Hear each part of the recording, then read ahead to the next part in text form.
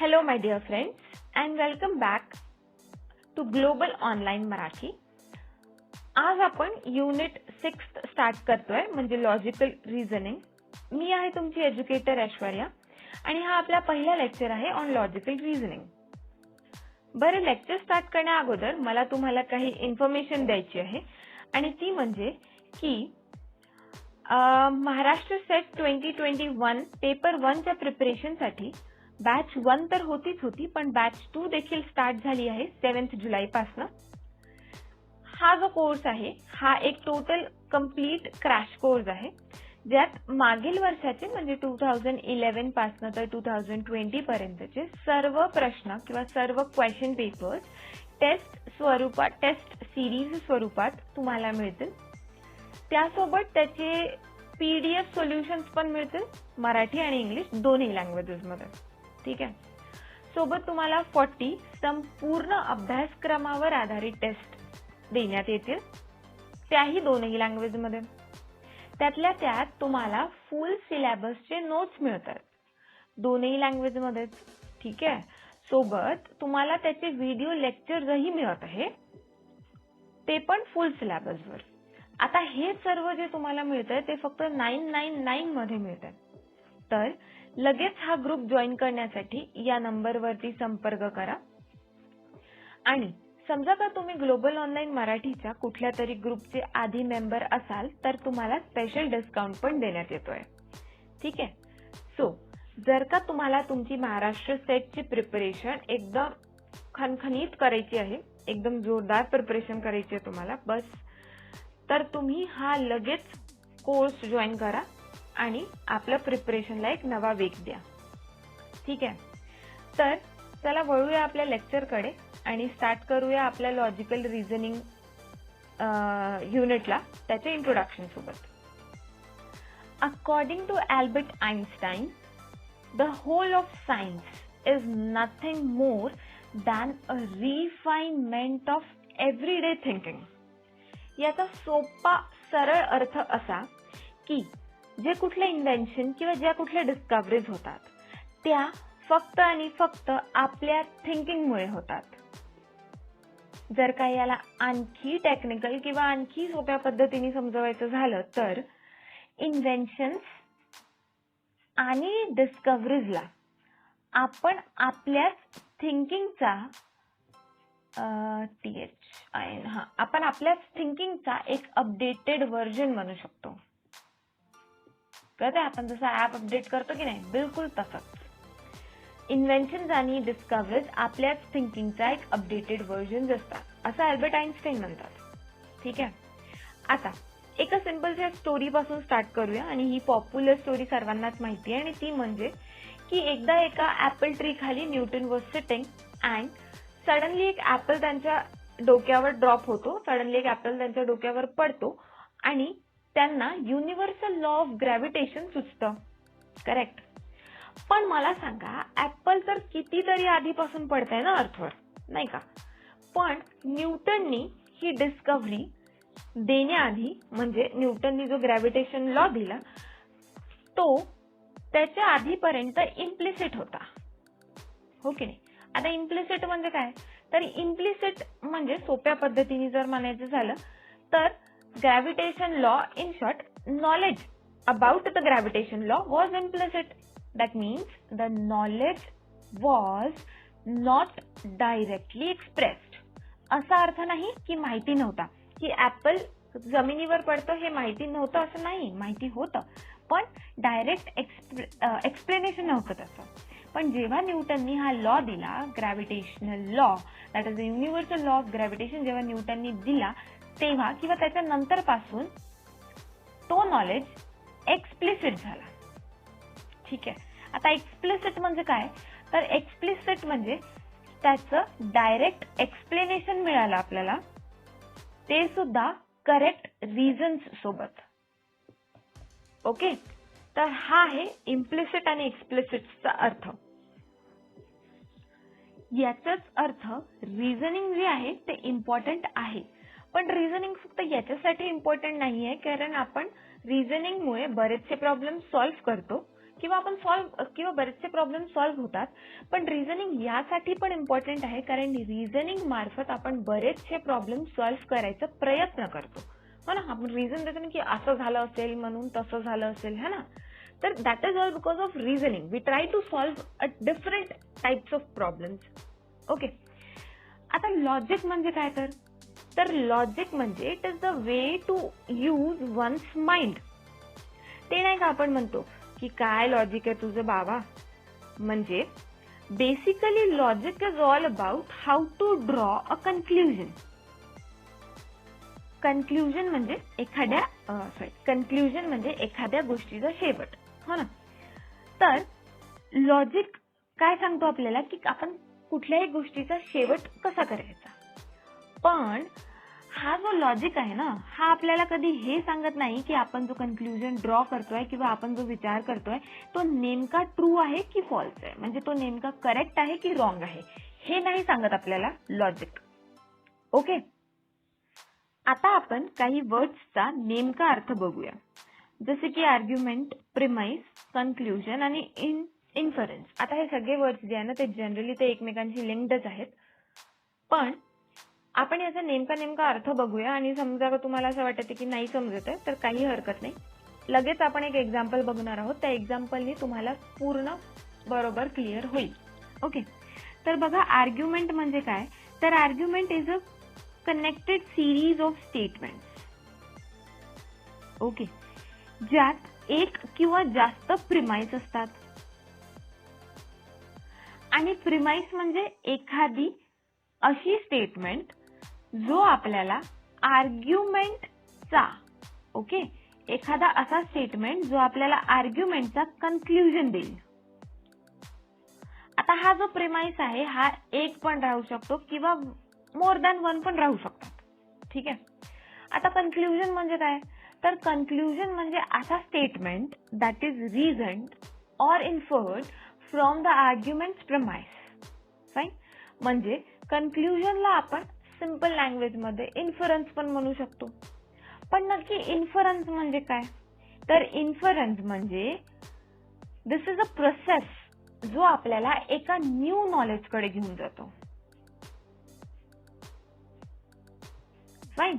आता एक एक्झाम्पल घेऊया, त्याच्यामधून तुम्हाला पूर्ण हे जे चारही स्टेटमेंट आहे हे एकदम क्लिअरली एक्सप्लेन होतील. आता हा आपल्याकडे एक्झाम्पल आहे. यात काय म्हटलंय, Aditya was driving the car over speed limit. ठीक आहे. नेक्स्ट काय म्हणताय, आदित्य वॉज ड्रंक. परत एक स्टेटमेंट काय आहे, thus Aditya was breaking the law. Simply आपल्याकडे 3 स्टेटमेंट आहेत, हो ना. त्यातला हे जे पहिले 2 स्टेटमेंट आहे याच्यावर आधारित हा थर्ड स्टेटमेंट काढण्यात आलाय. म्हणजे सिम्पली हा जो थर्ड स्टेटमेंट आहे हा इन्फरन्स आहे किंवा कन्क्ल्युजन आहे. ठीक आहे. तर याला आपण कन्क्ल्युजन म्हणतोय. आणि हे जे पहिले 2 स्टेटमेंट आहेत ते आहे प्रिमाइस. त्यातल्या त्यात हे जे पूर्ण आहे ना, Aditya was driving the car over speed limit, Aditya was drunk, thus Aditya was breaking the law, हे पूर्ण आहे आर्ग्युमेंट. कळतंय आर्ग्युमेंट, प्रिमाइस, कन्क्ल्युजन आणि इन्फरन्सचा डिफरन्स. तर आर्ग्युमेंट पूर्ण सेट असतो, त्यात काही प्रिमाइस असतं, काही कन्क्ल्युजन असतं. कन्क्ल्युजन जे असतं ते प्रिमाइस वर डिपेंडेंट असतं. ठीक आहे. आता शॉर्ट मध्ये सांगायचं झालं तर प्रिमाइस आणि कन्क्ल्युजन हे दोनही स्टेटमेंटचाच प्रकार आहे. ठीक आहे. पण हा जो प्रिमाइस आहे ना तो एक लॉजिकल आर्ग्युमेंट आहे ज्याचा इन्फरन्स म्हणजे निष्कर्ष किंवा अनुमान एक कन्क्ल्युजन असतो. कळतंय. कन्क्ल्युजन म्हणजे कुठल्याही गोष्टीचा शेवट किंवा समारोप. ओके. तर प्रिमाइस आणि कन्क्ल्युजन दोनही स्टेटमेंट्स आहेत. प्रिमाइस ऍक्च्युली आहे एक लॉजिकल आर्ग्युमेंट ज्याचा इन्फरन्स म्हणजे अनुमान, कन्क्ल्युजन असतो. ठीक आहे. कळलं इतकं. आता एक प्रश्न असा तर आलाच असेल तुम्हाला की नेमकं हे जे आर्ग्युमेंट आहे किंवा हे जे प्रिमाइस आहे याला ओळखायची काही पद्धत आहे का? तर हो, आर्ग्युमेंट आणि प्रिमाइसला ओळखायची पद्धत आहे. तर बघा, समजा का तुमच्याकडे काही वर्ड्स असतील जसं की ॲज, ड्यू टू, हे सेंटेन्स मध्ये येणारे वर्ड्स, ठीक आहे. किंवा तुमच्याकडे वर्ड असेल जसं की for the reason that, okay, or else you are having a word like through, okay, then in the view of. तर हे सर्व जर का वर्ड्स तुमच्याकडे आहेत याचा अर्थ जो सेंटेन्स तुम्ही बघताय तो एक प्रिमाइस आहे, ठीक आहे. सोबतच जर का तुमच्याकडे वर्ड आहे जसं की देअरफॉर किंवा मग याचे सिनॉनिम्स, आपण म्हणतो ना याचे समानार्थी, समजा म्हणण्यात आलं तर सो, डाज. समजा का तुमच्याकडे असले कुठले वर्ड्स आहेत तर तुम्ही एक कन्क्लुजन वाचताय, हे लक्षात ठेवायचं. कळतंय? प्रिमाइस आणि कन्क्लुजन कसं ओळखायचं हे त्याचं बेसिक आहे. जसं आपण प्रॅक्टिस करू तसं तुम्हाला सर्व नीट क्लिअर होत जाईल. ओके. आता हा जो आर्ग्युमेंट असतो ना त्याला रिझन करायचे किंवा त्याचे कारण मांडायचे नेमके दोन प्रकार आहेत. पहिला म्हणजे तर डिडक्टिव्ह इन्फरन्स किंवा डिडक्टिव्ह रिझनिंग. डिडक्टिव्ह म्हणजे डिडक्टिव्ह म्हणजे विक्षिप्त, ठीक आहे. आणि इंडक्टिव्ह हा सेकंड प्रकार आहे. तर इंडक्टिव्ह म्हणजे आगमनात्मक. तसं तर आपल्याला शब्दांवरून कळून जाते, पण तरी आपण याला एक्सप्लेन करूया. बघा, डिडक्टिव्ह रिझनिंग जे आहे ना त्याला देण्यात आलं होतं किंवा त्याच्याबद्दल जास्त स्टडी करण्यात आली आहे एरिस्टॉटल द्वारा. आणि हे जे इंडक्टिव्ह रिझनिंग आहेत हे देण्यात आले आहे मॉडर्न फिलॉसॉफर्स जे आहेत जसं मेजरली फ्रान्सिस बॅकन आणि J.S. मिल यांनी याच्याबद्दल जास्त स्टडी केलं किंवा यांनी याला जास्त यूज केलं. परफेक्ट. आता नेमकं काय आहे ना की हा जो डिडक्टिव्ह रिझनिंग आहे हा जनरल पासून स्पेसिफिक कडे वळतो. ओके. म्हणजे समजा एखादी आपल्याकडे थिअरी आहे, त्या थिअरीला आपण हायपोथेसिस म्हणजे त्या थिअरीचा आपण एक हायपोथेसिस मांडतोय. आता हायपोथेसिस म्हणजे नेमकं काय? तर हायपोथेसिस म्हणजे कुठल्याही गोष्टीला गृहीत धरणं म्हणजे हायपोथेसिस. ओके. आता या हायपोथेसिसला आपण नीट ऑब्झर्व केलं आणि आफ्टर ऑब्झर्विंग इट म्हणजे आपण त्याला छान पद्धतीने निरीक्षण केल्यानंतर आपण त्याचे कन्फर्मेशन देतो. तर याला म्हणतात डिडक्टिव्ह रिझनिंग. बघा, थिअरी हा एक जनरल टर्म आहे आणि कन्फर्मेशन देणं एका स्पेसिफिक गोष्टीचं म्हणजे ती एक स्पेसिफिक गोष्ट आहे, हो ना. तर हे जे येते ना from general to specific, when we move from general to specific we actually are talking about deductive reasoning. Fine. एका एक्झाम्पलने तुम्हाला नीट क्लिअर होईल. बघा, आता हे जे आर्ग्युमेंट आपण मांडलंय म्हणजे all men are mortal, I am a man and I am mortal, यात दोन प्रमाइज आहेत. पहिला म्हणजे ऑल मेन आर मॉर्टल आणि दुसरा म्हणजे आय एम अ मॅन, ठीक आहे. आणि हा जो आहे थर्ड स्टेटमेंट तो आहे एक conclusion which depends upon first and second premise, ठीक आहे. तर हा जो फर्स्ट प्रमाइस आहे ना ऑल मेन आर मॉर्टल हा एक जनरल टर्म आहे म्हणजे हा सगळ्यांशी रिलेटेड आहे, ठीक आहे. पण जर का आपण कन्क्लुजनला बघतोय तर इथे सरळ लिहिलं आहे आय म्हणजे मी, आय एम मॉर्टल. मॉर्टल म्हणजे नाशवर, ठीक आहे ना. तर जी गोष्ट संपते त्याला आपण मॉर्टल म्हणतो, त्याचा कुठेतरी एक एंड आहे, हो ना. तर मी पहिल्या स्टेटमेंट मध्ये ऑल बद्दल म्हणजे सर्वांबद्दल म्हणजे एका जनरल टर्म बद्दल बोलत होती, तर मी थर्ड स्टेटमेंट मध्ये म्हणजे कन्क्लुजन मध्ये मी डायरेक्टली फक्त माझ्याबद्दल बोलतीये, हो ना. तर हे झालं specificity. Okay. So what we are moving from a general term to a specific term. That means we are talking about a deductive reasoning, correct?